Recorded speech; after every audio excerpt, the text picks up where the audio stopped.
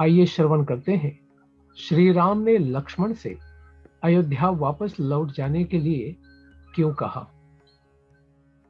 उस वृक्ष के नीचे पहुंचकर आनंद प्रदान करने वालों में श्रेष्ठ श्री राम ने सायंकाल की संध्योपासना करके लक्ष्मण से इस प्रकार कहा। सुमित्रा नंदन, आज हमें अपने जनपद से बाहर यह पहली रात प्राप्त हुई है जिसमें सुमंत्र हमारे साथ नहीं है। इस रात को पाकर तुम्हें नगर की सुख सुविधाओं के लिए उत्कंठित नहीं होना चाहिए। लक्ष्मण, आज से हम दोनों भाइयों को आलस्य छोड़कर रात में जागना होगा, क्योंकि सीता के योगक्षेम हम दोनों के ही तो अधीन है। सुमित्रा नंदन, यह रात हम लोग किसी तरह बिताएंगे और स्वयं संग्रह करके लाए हुए तिनकों के और पत्तों की शैया पर उसे भूमि पर बिछाकर ही सो लिया करेंगे। जो बहुमूल्य शैया पर सोने के योग्य थे वे श्री राम भूमि पर ही बैठकर सुमित्रा कुमार लक्ष्मण से ये शुभ बातें कहने लगे, अर्थात लक्ष्मण की परीक्षा लेने लगे। ये उनका हृदय का अभिमत नहीं था। लक्ष्मण, आज हमारा यह बड़ा दुर्भाग्य है कि हम इस महावन में आ गए हैं। आज महाराज निश्चय ही बड़े दुख से सो रहे होंगे, परंतु कैकेयी सफल मनोरथ होने के कारण बहुत संतुष्ट होगी। कहीं ऐसा न हो कि रानी कैकेयी भरत को आया हुआ देख राज्य के लिए महाराज को प्राणों से भी वियुक्त कर दे। महाराज का कोई रक्षक न होने के कारण वे इस समय अनाथ हैं, बूढ़े हैं और उन्हें मेरे वियोग का सामना करना पड़ रहा है। उनकी कामना मन में ही रह गई तथा वे कैकेयी के वश में पड़ गए हैं। ऐसी दशा में वे बेचारे अपनी रक्षा के लिए क्या करेंगे। अपने ऊपर आए हुए इस संकट को और राजा की मति भ्रांति को देखकर मुझे ऐसा मालूम होता है कि अर्थ और धर्म की अपेक्षा काम ही गौरव अधिक है।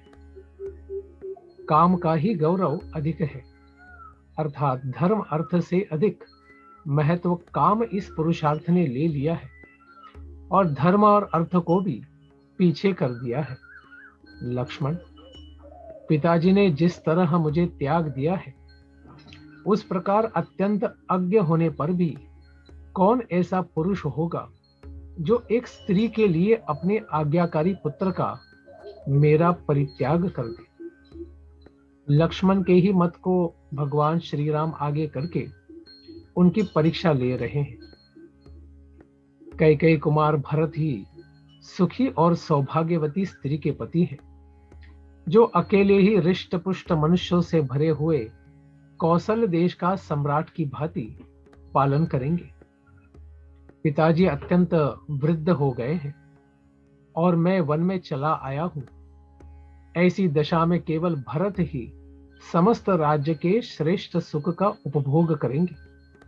सच है, जो अर्थ और धर्म का परित्याग करके केवल काम का अनुसरण करता है वह उसी प्रकार शीघ्र ही आपत्ति में पड़ जाता है, जैसे इस समय महाराज दशरथ पड़े हैं। सौम्य, मैं समझता हूं कि महाराज दशरथ के प्राणों का अंत करने, मुझे देश निकालना देने और भरत को राज्य दिलाने के लिए ही कैकेयी इस राजभवन में आई थी। इस समय भी सौभाग्य के मद से मोहित हुई कैकेयी मेरे कारण कौशल्या और सुमित्रा को कष्ट पहुंचा सकती है। हम लोगों के कारण तुम्हारी माता सुमित्रा देवी को बड़े दुख के साथ वहां रहना पड़ेगा। तो फिर लक्ष्मण कहे कि फिर क्या किया जाए। अतः हे लक्ष्मण, तुम यहीं से कल प्रातःकाल अयोध्या को लौट जाओ। मैं अकेला ही सीता के साथ दंडक वन को चला जाऊंगा। तुम वहां मेरी असहाय माता कौशल्या के सहायक हो जाओगे। धर्मज्ञ लक्ष्मण, कैकेयी के कर्म बड़े खोटे हैं। वह द्वेषवश अन्याय भी कर सकती है। तुम्हारी और मेरी माता को जहर भी दे सकती है। तात सुमित्रा कुमार, निश्चय ही पूर्व जन्म में मेरी माता ने कुछ स्त्रियों का उनके पुत्रों से वियोग कराया होगा। उसी पाप का तो यह पुत्र बिछोह रूप फल आज उन्हें प्राप्त हुआ है। मेरी माता ने चिरकाल तक मेरा पालन पोषण किया और स्वयं दुख सहकर मुझे बड़ा किया। अब जब पुत्र से प्राप्त होने वाले सुख रूपी फल के भोगने का अवसर आया है, तब मैंने माता कौशल्या को अपने से विलग कर दिया। मुझे धिक्कार है। सुमित्रानंदन, कोई भी सौभाग्यवती स्त्री कभी ऐसे पुत्र को जन्म न दे जैसा मैं हूं, क्योंकि मैं अपनी माता को अनंत शोक दे रहा हूं। लक्ष्मण, मैं तो ऐसा मानता हूं कि माता कौशल्या में मुझसे अधिक प्रेम उनकी पाली हुई वह सारिका ही करती है, क्योंकि उसके मुख से मां को सदा यही बात सुनने को मिलती है, ए तोते, तू शत्रु के पैर को काट खा। अर्थात हमें पालने वाली माता कौशल्या के शत्रु के पांव को चोंच मार दे। वह पक्षिणी होकर माता का इतना ध्यान रखती है और मैं उनका पुत्र होकर भी उनके लिए कुछ नहीं कर पाता। शत्रु दमन, जो मेरे लिए शोक मग्न रहती है, मंद भागिनी सी हो रही है और पुत्र का कोई फल न पाने के कारण निपुती सी हो गई है, उस मेरी माता को कुछ भी उपकार न करने वाले मुझ जैसे पुत्र से क्या प्रयोजन है।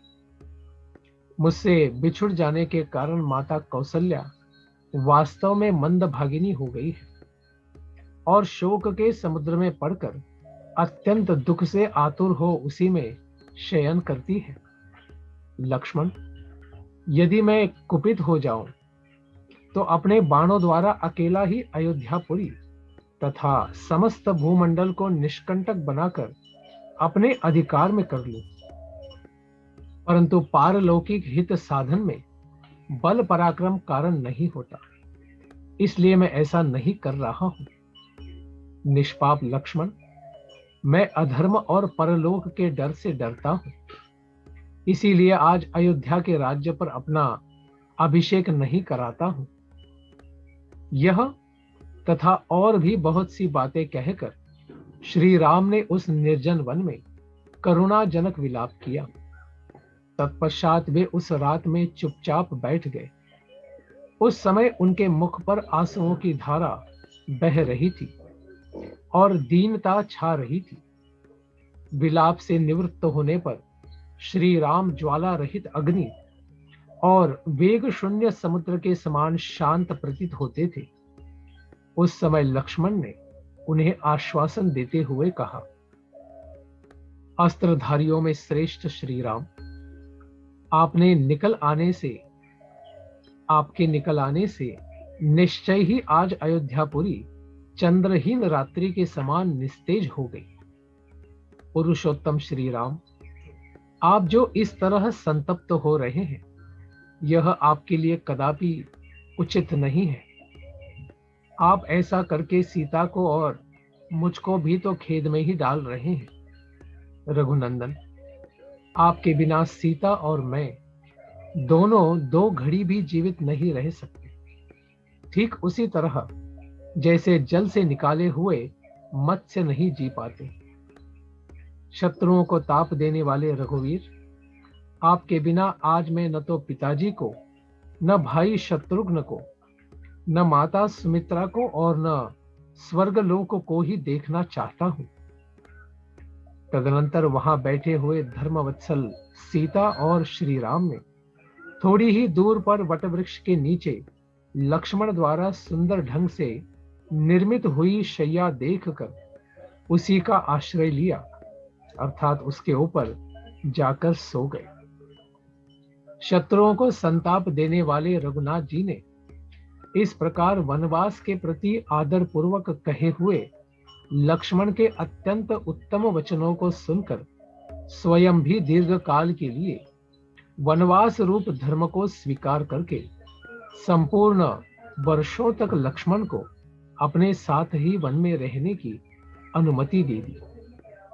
तदनंतर उस महान निर्जन वन में रघुवंश की वृद्धि करने वाले वे दोनों महाबली वीर पर्वत शिखर पर विचरने वाले दो सिंहों के समान कभी भय और उद्वेग को प्राप्त नहीं हुए। इस प्रकार श्री वाल्मीकि जी निर्मित आर्ष रामायण आदि काव्य के अयोध्या कांड में 53वां सर्ग पूरा हुआ। धन्यवाद। हरे कृष्ण।